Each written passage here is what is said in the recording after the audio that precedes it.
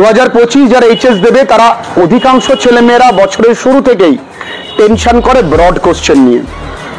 যারা তোমরা online classes করছো তোমাদের আজকে থেকে ব্রড কোশ্চেন লেখা শুরু হচ্ছে। প্রথম দিনই তোমাদেরকে আমি মিথ্যে কনফিডেন্স দেব না, সত্যি কনফিডেন্স দেব। সত্যি কথা বলতে ব্রড কোশ্চেন কি মুখস্থ করতে হয় না? হয়, কিন্তু এক গাদা নয়, অল্প অল্প। যদি একটু লেখা শিখি, একটু এসএকিউ লিখতে পারি, তাহলে ব্রড কোশ্চেন জল ভাত। পরীক্ষায় আমরা কোন ধরনের ব্রড কোশ্চেন অ্যাটেম্প্ট করব সেটা একটা বড় প্রশ্ন। ওটাই একটা বিটিকিউ, যে কোন ধরনের ব্রড কোশ্চেনগুলো অ্যাটেম্প্ট করব। ধর একটা জায়গায় দিল যে describe the character of the narrator, আর তার এগেনস্ট একটা কোশ্চেন পেলে এইরকম অনেক রকম প্রশ্ন আছে, যেমন who said this to whom 2 number, what was the question 1 number, what was the reply এখানে 2 নাম্বার, আর why did the person spoken to answer so confidently, total 6। আচ্ছা বলো তো এখানে কোনো ব্রড কোশ্চেন আছে? এখানে এসএকিউ না আর এমসিকিউ, এই তো। আর এই কোশ্চেনটা যদি ঘুরিয়ে দেয় তবু আমরা লিখতে পারবো, সেটাই শেখার উদ্দেশ্য। এবং এই কোশ্চেনটা কিভাবে আরো আসতে পারে সেটাও বলছি। ধরো কোশ্চেনটা আমি অ্যান্সারটা কি করে লিখবো, কোনো একেবারে বস্তা পচা নোট লেখার প্রয়োজন নেই। বিভিন্ন জায়গা থেকে স্যার ম্যাডামরা কঠিন কঠিন শব্দ দেবে, the context has been derived and taken out from the ultimate derivations of, দরকার নেই লেখার। সহজ ভাষায় লেখো, তোমরা মুখস্থ করতে পারবা না, কাঁদবা শেষে। সহজ ভাষায়। No I answered quite confidently, বলো তো এটা কোন কনটেক্সটে বলা? যখন আমাদের বক্তা প্রথম থেকে চেষ্টা করছিল অন্ধত্বকে লুকোবার, তারা কিছুটা সময় দে স্যাট ইন সাইলেন্স। হঠাৎ করে আমাদের বক্তা বলল, তুমি দেখেছো যে বাইরের গাছগুলো চলছে, আমরা বসে আছি? তখন মেয়েটা বলল, ওটা সবসময় ঘটে, তুমি বলো যে কোনো পশু পাখি দেখো কিনা। তখন আমাদের বক্তা বলল না, কারণ তিনি জানেন ওই সময় কোনো পশু পাখি নেই ধেরার আশেপাশে।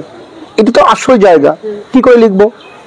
হু সেড দিস টু হুম, তাহলে উপরে একটা কোটেড লাইন আছে না, কোটেশন দিয়ে, তা লিখবো দি অ্যাবাভ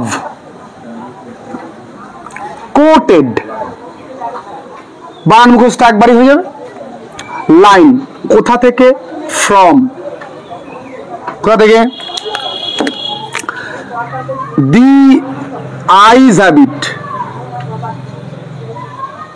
মন দিয়ে লিখবে কিন্তু। বাই, বাইকে রাস্কিন বন্ড লিখতে হবে। ওকে, তার the above quoted line from Ruskin, তাহলে হু সেড দিস, তাহলে was said by the narrator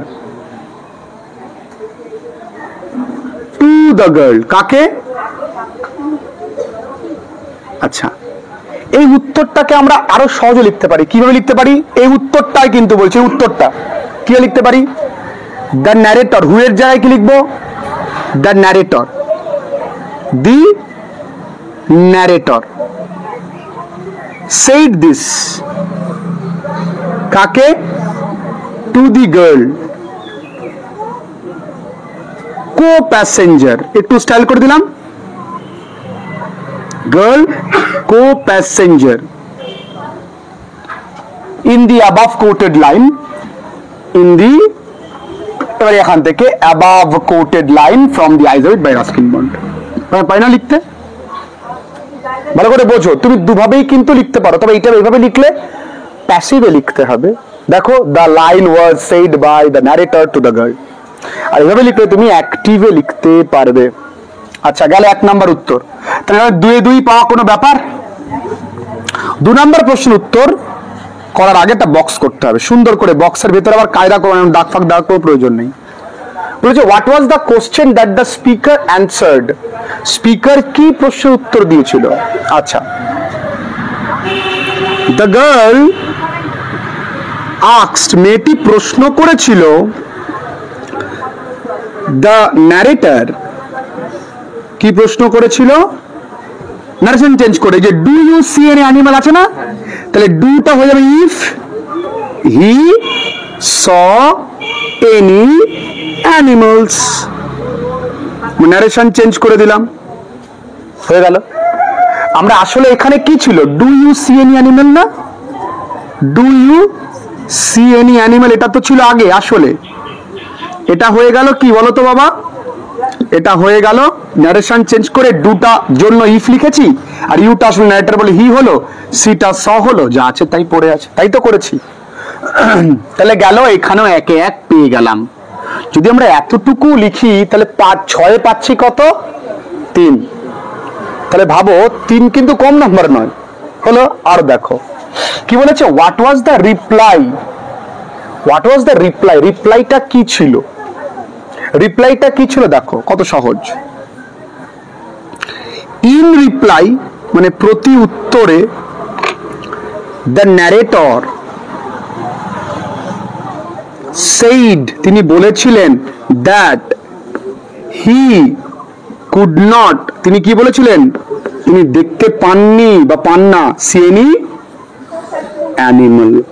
এটাকে আমরা কিন্তু আরেকভাবে লিখতে পারি, in reply the narrator said না লিখে আমরা লিখতে পারি দ্য ন্যারেটর রিপ্লাইড, লিখতে পারি কিনা?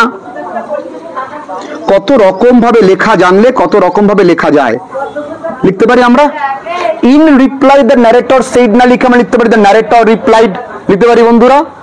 ওকে, তাহলে এখানে দেখো এই কোশ্চেনটা ভাগ করে দাও, এই কোশ্চেনটা 1 হয়ে গেল। Why did the answer so confidently, এটাকে 2 করে দাও, ঠিক আছে? ঠিক, এবার একটুখানি এখানে থামতে হবে। কেন থামতে হবে? ধরো হোয়াট ওয়াজ দ্য রিপ্লাইয়ের জায়গায় পরীক্ষায় প্রশ্ন দিল what was the context, what was the context, তখন তো তোমরা মাথায় হাত দিয়ে বসে থাকবে। কনটেক্সট মানে কি, কখন এই প্রশ্নটিকে করা হয়েছে, তখন কিন্তু এই প্রশ্ন মানের 1 থাকবে না, তখন এই প্রশ্নের মানটা বদলে গিয়ে হবে 2। তখন একটু চেঞ্জ করতে হবে, কি তখন দেখো 2-1টা কথা নতুন লিখতে হবে। কি লিখতে হবে? লিখতে হবে এখানে দেখো 2-1টা কথা কি করে লিখতে হয়। দ্য ন্যারেটর আমাদের বক্তা, দেখো এই লাইনগুলো তোমরা এসকিউতে লিখেছো, ট্রাইড টু হাইড লুকানোর চেষ্টা করেছিল, কি তার ব্লাইন্ডনেস অন্ধত্বকে, ফ্রম দ্য বিগিনিং, বিগিনিং বানান কিন্তু কঠিন আছে, হ্যাঁ, BEGINNING, beginning of the journey, ঠিক আছে? ওকে, ইন দিস কনটেক্সট বা in this regard he said that the trees, এটা চিরসত্য কথা বলে টেন্স বদলাবে না, seem to be but to be moving while they seem to be standing. The girl said, মেয়েটি বলেছিলেন, that always happens, and asked এবং প্রশ্ন করেছিলেন, if he saw any animals. এইবার এইটাকে আমরা এখানে অ্যাড করে দেব। In reply the narrator said he could not see any animal. Context মানে কি, এই কটা লাইন একটু লেখা, কি আমাদের ন্যারেটর চেষ্টা করেছিল তার অন্তর থেকে লুকোনোর, প্রথম থেকেই এই উদ্দেশ্যেই তিনি বলেছিলেন যে দেখো গাছগুলো চলছে, আমরা বসে আছি। মেয়েটা বলেছিল সবসময় এমনটা হয়, তুমি আমায় বলো তুমি কোনো পশু পাখি দেখো কিনা, তাই না? তারপরে এইটা আমরা অ্যাড করতে পারি। তাহলে এই দুটো লাইন আমাকে মুখস্থ করতে হবে, তাই জন্য আমরা কান্নাকাটি করি বছরের শুরু থেকেই, এবং শেষে গিয়ে আমরা বিভিন্ন রকম বই কেনার চেষ্টা করি এবং ইউটিউবে গিয়ে সার্চ করি, 5টা আসবেই এমন প্রশ্ন দেন, এসে বসে আছে এমন 5টা প্রশ্ন দেন, বসে আছে সেভাবে লেখে, কিওয়ার্ড চেক করলে তো আমরা বুঝি। 100% 100% 100% 3 বার লেখে এইচএস সাজেশন পট করে।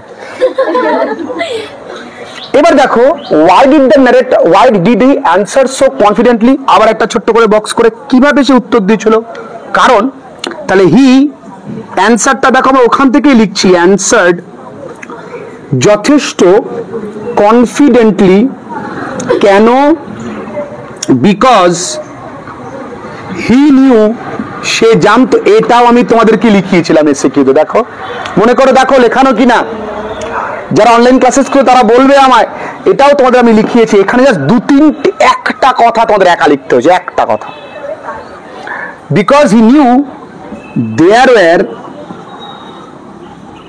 হার্ডলি